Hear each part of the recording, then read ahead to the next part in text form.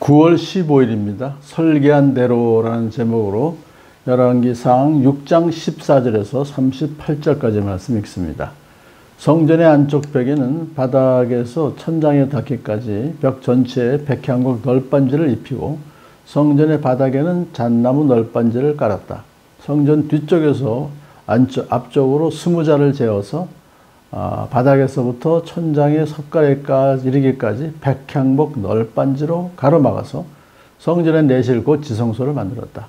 내실 앞에 있는 성전의 외실은 그 길이가 40자였다. 성전 안쪽 벽에 입힌 백향목에는 호리병 모양 박과 활짝 핀 꽃 모양을 새겼는데 전체가 백향목이라서 석재는 하나도 보이지 않았다.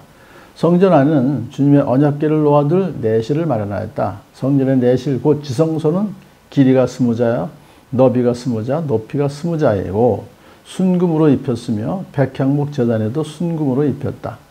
솔로몬은 성전 내부도 순금으로 입히고 지성소 앞에는 금사슬을 들이었으며 그 지성소를 모두 금으로 입혔다. 그래서 그는 온 성전을 빠짐없이 전혀 없도록 금으로 입혔다.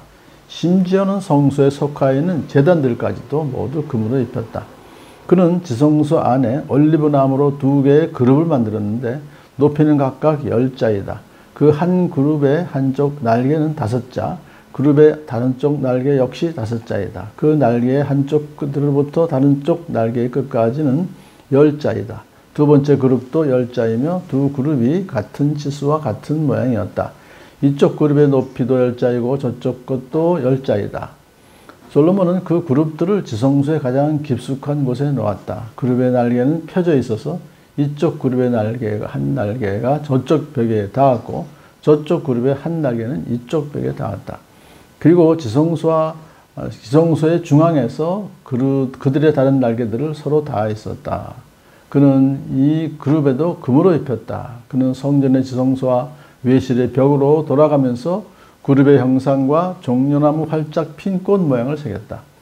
또 그 성전의 지성소와 외실 마루에도 금으로 입혔다. 지성소 궤에는 올리브 나무로 문을 2짝 만들고 그 인방과 문설주는 오각형으로 만들었다.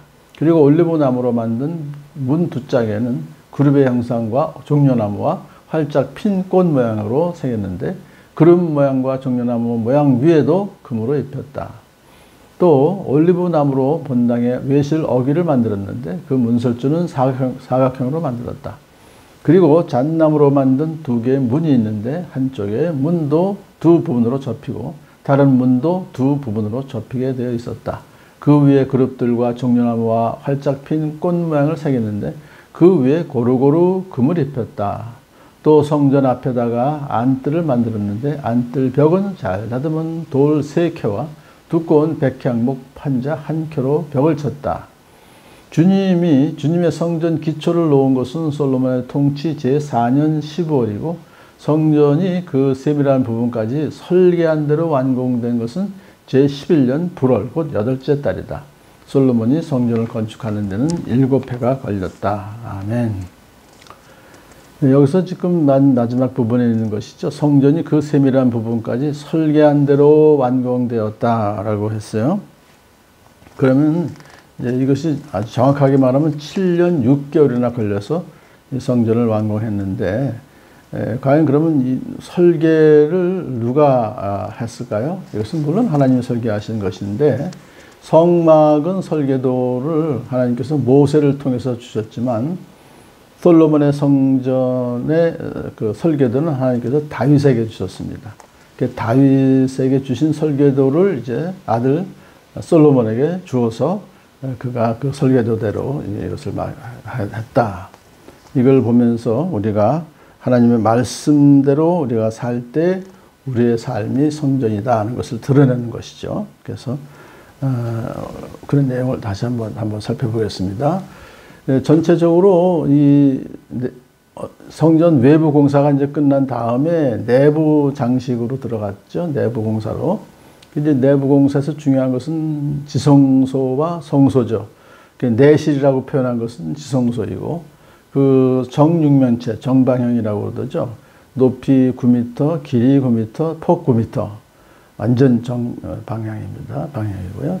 외실은 이제 성소를 말하는데 그것은 길이가 이제 내실의 배예요. 18m.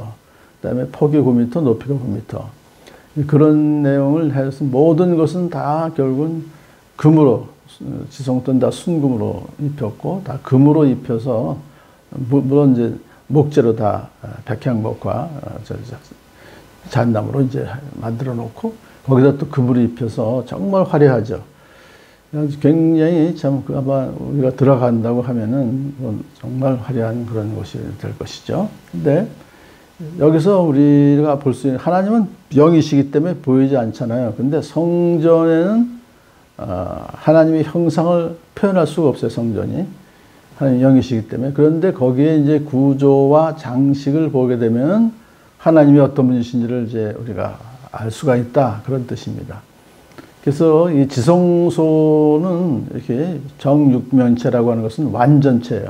하나님의 완전하심을 드러내는 것이고, 성소 내부를 다 금으로 입혔잖아요. 그 금으로 입혔다는 것은 하나님의 고결하심과 순전하심을 드러내는 것이고, 그 다음에 이제 두 그룹에 대해서 설명이 많죠. 이 그룹이 법궤 위에 이렇게 이제 있어요. 근데 이것은 굉장히 참 아주 엄유한, 하나님의 엄유하심을 드러내는 것이다. 그리고 지성소 앞에 드리운 금사슬, 이거는 성막에는 없었던 것인데, 금사슬은 함부로 접근할 수 없는 하나님의 거룩하심을 드러내는 것이고, 또 뭐 전체 나무에다가 판에다가 다 종려나무 활짝 핀 꽃 모양의 장식을 다 했잖아요. 그것은 뭐냐면 하나님의 생명력과 아름다움을 드러냈다. 그렇게 이것을 이제 이해할 수 있어요. 그러므로 하나님은 보이시지 않지만 성전을 보면 하나님이 어떤 분이시다 하는 것을 이제 알 수가 있다. 그런 것이죠. 그래서 오늘날 우리 성전은 바로 우리 크리스찬들입니다. 사도 바울이 말하기를 여러분은 하나님의 성전입니다. 하나님의 성령이 여러분 안에 거하십니다. 라고 고린도전서 3장 16절 17절에 말했고요. 또 에베소서 2장 22절에서는 그리스도 안에서 여러분도 함께 세워져서 하나님이 성령으로 거하실 처소가 됩니다. 우리가 성전이라는 것을 이렇게 드러낸 것이죠.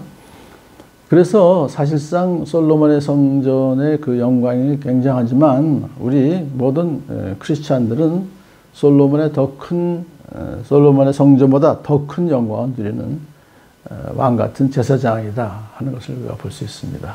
왜냐하면 우리가 살아가면서 우리 성품 가운데서 하나님이 드러나고 또 우리의 삶 가운데서 우리의 왕이신 하나님을 드러내는 그런 삶을 우리가 살기 때문에 우리를 통해서 하나님의 영광이 드러난다 하는 것을 여기서 볼 수 있어요.